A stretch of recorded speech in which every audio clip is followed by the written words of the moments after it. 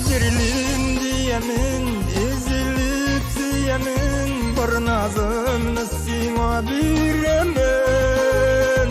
Bu dünyanın canın ezip bütün gelin, mallarına senin iyemin.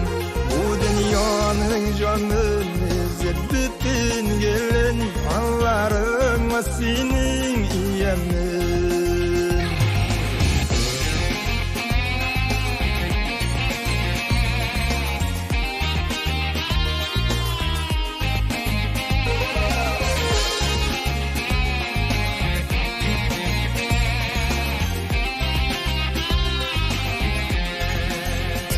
Yazmış kanın rahmet, min seni çıraptım, bir körüde seni yarattım.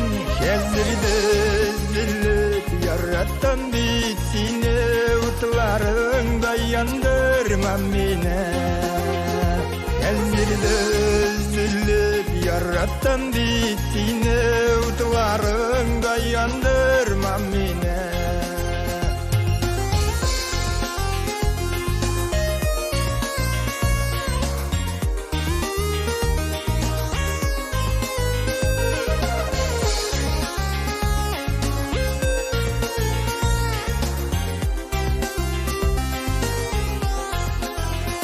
Mütigi köldürge avırtırmış yılın, kullarını alsın kuluna.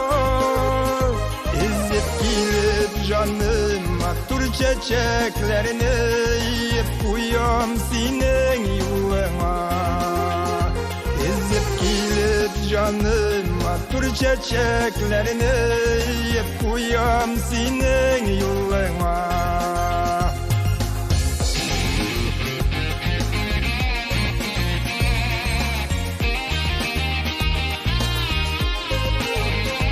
İzzet kilip canım aktur çiçeklerini, yiyip uyam senin yoluna.